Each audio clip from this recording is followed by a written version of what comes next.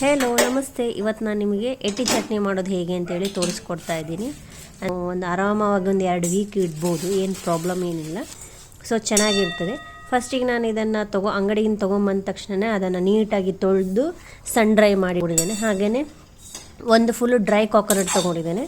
ಅದನ್ನೊಂದು ಸ್ವಲ್ಪ ನಾನು ಇಲ್ಲಿ ಫ್ರೈ ಮಾಡ್ಕೊಂಡಿದ್ದೇನೆ. ಹಾಗೆಯೇ ಒಂದು ಗಾರ್ಲಿಕ್ ತೊಗೊಂಡಿದ್ದೇನೆ. ಕರಿಬೇವು ಒಂದು ಸ್ವಲ್ಪ ಜಾಸ್ತಿನೇ ಹಾಕಿದ್ದೇನೆ. ಹಾಗೆಯೇ ಜೀರಿಗೆ ಸ್ವಲ್ಪ ಹಾಕ್ಕೊಂಡಿದ್ದೇನೆ. ಸೊ ಇದಿಷ್ಟು ಹಾಕ್ಕೊಂಡು ನೀಟಾಗಿ ಫ್ರೈ ಮಾಡಿಕೊಂಡು ಎತ್ತಿಟ್ಕೊಂಡಿದ್ದೇನೆ. ಹಾಗೆ ಒಂದು ಸ್ವಲ್ಪ ನಾನು ಎಟ್ಟಿ ಅದ್ರ ಜೊತೆಗೆ ಹಾಕ್ಕೊಂಡು ಗ್ರೈಂಡ್ ಮಾಡ್ಕೊತಾ ಇದ್ದೀನಿ. ಸೊ ಗ್ರೈಂಡ್ ಮಾಡಿದ್ದೇನೆ ನೋಡಿಲಿ. ಅಂದರೆ ತುಂಬ ಸಣ್ಣ ಆಗಬಾರ್ದು, ಸ್ವಲ್ಪ ಕೋರ್ಸ್ ಸೈಜೆಲ್ಲ ಇರಲಿ. ಸೊ ಮಿಕ್ಕಿದನ್ನು ಕೂಡ ಹಾಕ್ಕೊಂಡು ನಾನು ಗ್ರೈಂಡ್ ಮಾಡ್ಕೊತಿದ್ದೀನಿ. ಸ್ವಲ್ಪ ಸೈಡಿಗೆ ಎತ್ತಿಟ್ಕೊಂಡಿದ್ದೇನೆ ಎಕ್ಸ್ಟ್ರಾ ಎಟ್ಟಿಯನ್ನು. ಸೊ ಇದ್ರ ಜೊತೆಗೆ ಮಸಾಲ ಖಾರ ರೆಡಿ ಮಾಡಿರ್ತೀವಲ್ಲ, ನಾರ್ತ್ ಕರ್ನಾಟಕ ಸ್ಟೈಲಲ್ಲಿ ಇರುವಂತಹ ಖಾರ ಅದನ್ನು ಹಾಕ್ಕೊಂಡಿದ್ದೇನೆ.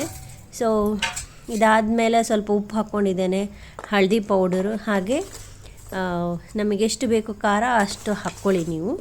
ಸೊ ನಾನು ಒಂದು ಸ್ವಲ್ಪ ಹಾಕ್ಕೊಂಡಿದ್ದೇನೆ. ಇದಿಷ್ಟು ಹಾಕಿದ ಮೇಲೆ ಸ್ವಲ್ಪ ಇದನ್ನು ಕೂಡ ಕೋರ್ಸ್ ಗ್ರೈಂಡ್ ಮಾಡ್ಕೊಂಡಿದ್ದೇನೆ. ಈಗ ನೋಡ್ಬೋದು ನೀವು, ಎಟ್ಟಿ ಚಟ್ನಿ ರೆಡಿಯಾಗಿದೆ. So thank you for watching.